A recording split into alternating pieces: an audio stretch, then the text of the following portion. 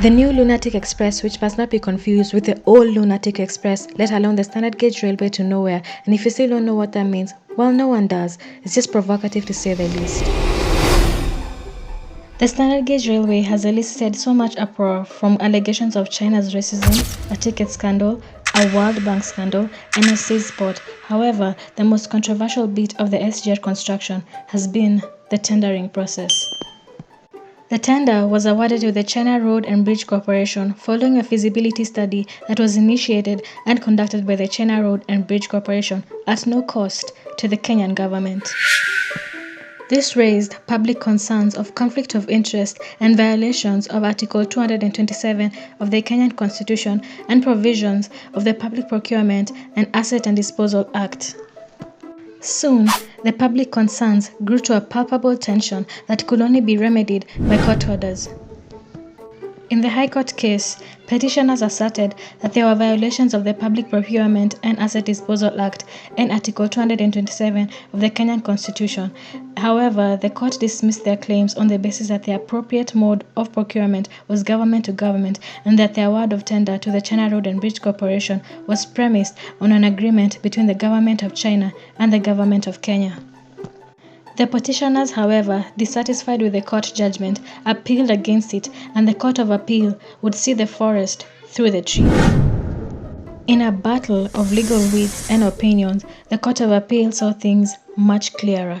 The Court of Appeal referred to a contractual clause in the SGR agreement that revealed that the contract entered into between the government of Kenya and the government of China for the supply and installation of facilities, locomotive, rolling stock that awarded the tender to the China Road and Bridge Corporation was entered into long before the financial agreement. Thus, the assertion that the tender was awarded to China Road and Bridge Corporation due to an obligation arising from a negotiated loan or grant was unfounded. With that in mind, the Court of Appeal held that the procurement process of the SGR was in violation of Section 6 of the Public Procurement and Asset Disposal Act and Article 227 of the Kenyan Constitution. On 30th September 2014, the Kenya Ports Authority and the Kenya Railways Corporation entered into an agreement. The Kenya Ports Authority was obligated to consign to the Kenya Railways Corporation through the Standard Gauge Railway a minimum freight of cargo to the Inland Container Depot at Embakasi. This Clause 3 in the agreement is what came to be known as a take-or-pay agreement. On 15th March 2019, upon completion of the SGR, the Kenya Ports Authority notified the public that shipping lines would not be allowed to endorse a bill of lading to importers' container freight station of choice. Subsequently, on 3rd August 2019, the Kenya Ports Authority and the Kenya Railways Corporation issued another directive stating that all imported cargo for delivery to Nairobi and the hinterland shall be conveyed by the Standard Gauge Railway and cleared at the Inland Container Depot in Nairobi, Embakasi. These directives led to a public demonstration and a constitutional petition dubbed the Save Mombasa. The petitioners asserted that the directives violated the socio-economic rights of the Mombasa residents that are guaranteed under Article 43 of the Kenyan Constitution. They also claimed that the directives violated the right of youth's access to employment under Article 55 of the Kenyan Constitution. The petitioners also averred that the directives infringed on the freedom to choose the mode of transportation. And lastly, the petitioners argued that the directives were made without public participation. The government, however, objected and rebutted the petitioners' claims by aptly stating that the Inland Container Depot in Nairobi was constructed and gazetted as a customs area in 1984 and served the following purposes: 1. To decongest the port of Mombasa, 2. To provide accessibility of cargo to the Kenyan people, and 3. To act as a transit hub for cargo to other parts of the county and also neighboring countries. The government refuted claims that the Inland Container Depot at Embakasi will deny Mombasa residents of their livelihoods. The government also urged the court to dismiss the petitioners' assertions of freedom to choose their mode of transportation, as this would impede on the government implementation of the National Transport Policy. The government also relied on the fact that Kenya Ports Authority has mandate to consign goods to any place within Kenya, as this is aptly espoused in Section 12 of the Kenya Ports Authority Act. The court therefore held that the Kenya Railways Corporation and the Kenya Ports Authority have a legal authority to conclude an agreement on the minimum freight of cargo that must be conveyed by the Standard Gauge Railway. However, the Kenya Railways Corporation and Kenya Ports Authority had no right to impose that agreement on the public without involving them through public participation. Therefore, the government failed the rational test by failing to ensure due process before imposing the agreement and subsequent directives on the public. In regards to the petitioner's freedom of choice of transportation, the court stated that the Constitution puts a premium on the value of freedom. It has not inscribed a liberty of contract as a fundamental right in our Bill of Rights. Therefore, in regard to the freedom of choice to contract, the court stated that a state has legitimate government interest that permitted by the Constitution to impose certain reasonable restraints on the freedom to contract. The most litigated part of the SGR contract has to be with regards to the non-disclosure agreements. The government of Kenya, until recently, has been reluctant to publicly disclose and give access to information regarding the commercial contracts that were entered into between the government of Kenya and the government of China in regards to the construction of the SGR. In yet another High Court petition, the petitioners in that case asserted that they have a right to access of information as espoused in Article 35 of the Kenyan Constitution, and they requested for the following documents regarding the SGR construction. All contracts regarding the feasibility studies, which include but not limited to the strategic environmental assessment, cultural heritage assessment, environmental social impact assessment, amongst others. 2. All documents relating to the expression of interest for the financing, construction, management, operation, and servicing of the SGR. 3. Contract and memorandum of understanding between the government of Kenya and the government of China regarding the construction of the SGR.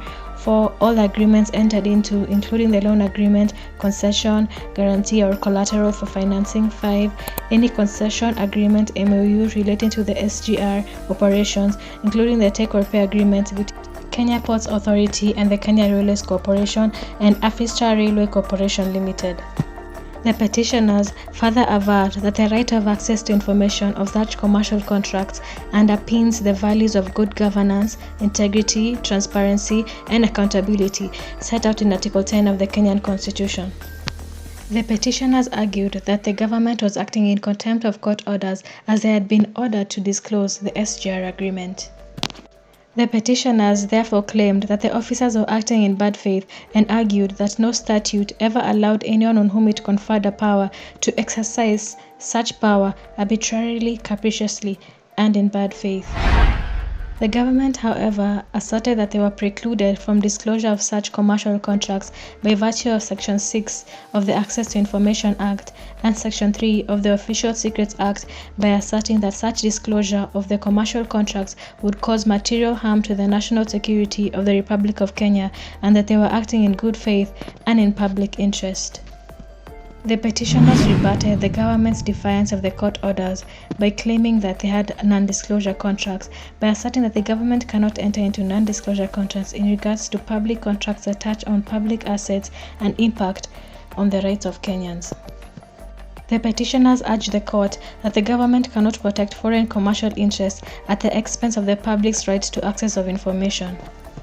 They averred that the access to information was an overriding interest to the national security. They averred that the claims of national security were not substantially proved. The court in its judgment held that Section 3 of the Official Secrets Act flies on the face of Article 35 and Section 29 of the Access to Information Act and stated that all laws must conform to the constitutional edifice. Under our law, disclosure of information is the rule. An exemption from such disclosure is the exception. In November 2022, the government ceded to a call for access to information, and in a political move, the Cabinet Secretary for Transport, Kipchumba Murkomen, made public some of the SGR contracts. The contracts revealed the unconscionable bargaining power between Kenya and China with respect specifically to the dispute resolution mechanism. The contract signed included an arbitration clause that was a measure of last resort, the first being friendly consultation. However, this clause has been criticized for being biased, as the agreement shall be governed by and construed in accordance with the laws of China. In the instance that the friendly consultations don't yield the desired result, each party shall have the right to submit such dispute to the China International Economic and Trade Arbitration Commission in Beijing, and its arbitration award shall be final and binding on the parties. A further revelation of the contracts, or should I say a further disappointing revelation of the contracts, was where the Kenya Ports Authority was used as a collateral. In a 2019 audit report by the Attorney General, there were assertions that the Kenya Ports Authority had been used as a collateral for the loan due to the waiver of the sovereign immunity. However, and this is a trigger warning, there are some devil advocates who countered the report and pushed the school of thought that posits that despite the waiver of the sovereign immunity, the national sovereignty of the Kenya Ports Authority remains unfettered. This is partly due to two reasons. The first claim is that the Kenya Ports Authority was not used as a collateral, but rather it was used for its profitability, dynamism, and overall financial capacity. Hence the enforcement of the take or pay agreement to ensure increase in steady revenue aimed towards loan repayments. The second claim posits that, even in the instance that the Kenya Ports Authority was used as a collateral, despite China's arbitral commission award, enforcement of such an arbitration award would be an uphill task, as Kenyan courts will be reluctant to enforce the arbitral award. The most distressing bit of the SGR construction has been debt. COVID-19 pandemic had the effect of pushing Kenya's risk of debt distress from moderate to high. This paints a picture that's all gloom, following that on average, taxpayers spend more than 1 billion Kenyan shillings per month towards the operational cost of the Standard Gauge Railway.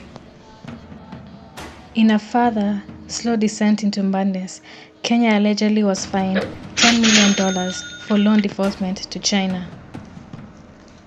One might think that the psyche of the Standard Gauge Railway is abandon hope, all ye who enter, all aboard the train to nowhere. However, in a classical bid, allow me to employ the multi-level marketing schemes and sell you hope. According to the economic survey by the Kenya Bureau of Statistics, the revenue from cargo haulage by the SGR rose by 24% from 10 billion Kenyan shillings in 2020 to 13 billion shillings in 2021. This increased revenue is attributed to the take-or-pay agreement. However, just recently, an order issued by President William Ruto reverting cargo clearing services to Mombasa Port reversed the take-or-pay agreement and its directives, and whose far-reaching effects include shifting cost of financing the Chinese loan, much to the displeasure of the taxpayer. In regards to the passenger train, the Madaraka Express, recent data shows that the train revenues crossed the billion mark, and in 2021 it doubled to 2.2 billion Kenyan shillings, proving that the SGR is the preferred mode of transportation.